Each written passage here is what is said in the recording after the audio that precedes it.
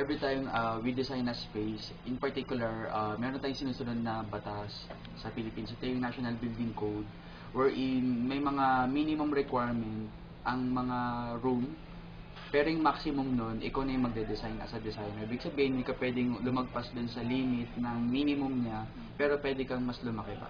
So, normally may batas na sinusunod for that.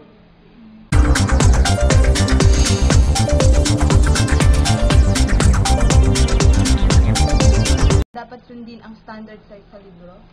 Yes, kasi once na hindi mo sinunod yung libro, pagdating mo sa, for example, for building permit, makikita kasi yon na hindi ka nag-comply. At ang gagawin mo nun, magiging charge siya sa architect kasi uulitin mo yung design. As a designer, kailan babalansin mo siya?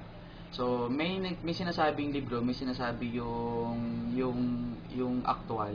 So, as a designer, depende sa need ng client mo kung ano yung ma-justify yung pangangailangan niya. So, minsan, may mga desisyon na talagang desisyon na medyo crucial na gagawin mo for the sake ng client mo. Sir, ano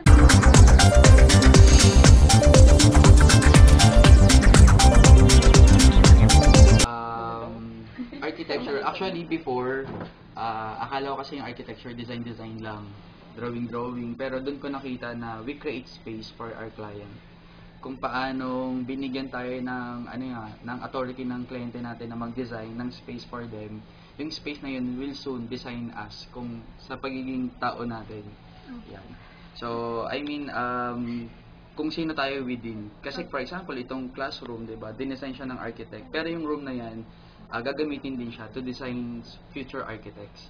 So, particularly, natutuwa rin ako sa profession natin kasi we create space for them. 'Di ba, Sarah? Para kang si Lord, 'di ba? 'Di ba parang binibigay mo sila ng mga space na wherein gagamitin nila 'yun for good. And as an architect, responsible ka dapat sa mga space na 'yun kasi pwedeng mapasama yung kondisyon ng client mo or mapabuti sila.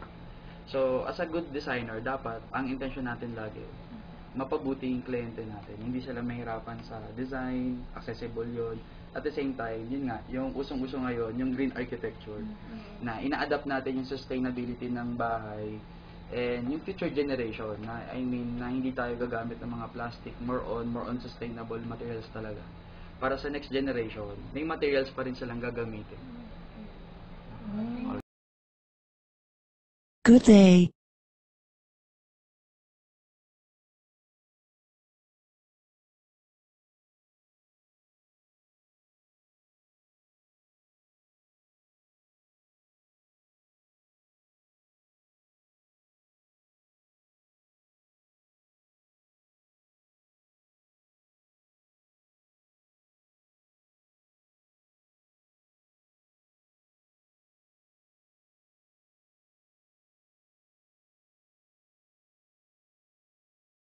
Hello!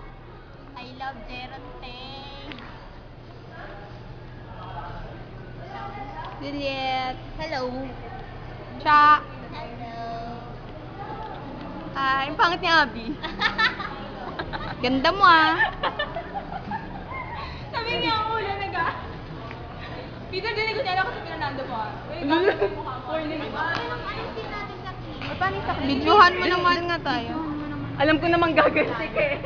Gaganti si Abby. Hello. Hi, Abby! Hello. Ay, hindi lang. Hello. Hi, Peter. Ang pangit-pangit ni Peter. Bakit si Abby?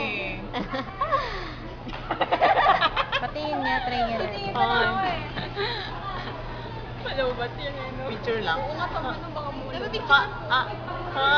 Video yan eh. Ay, video ba? Magkamang mga na naman ni Peter. Tara, ano?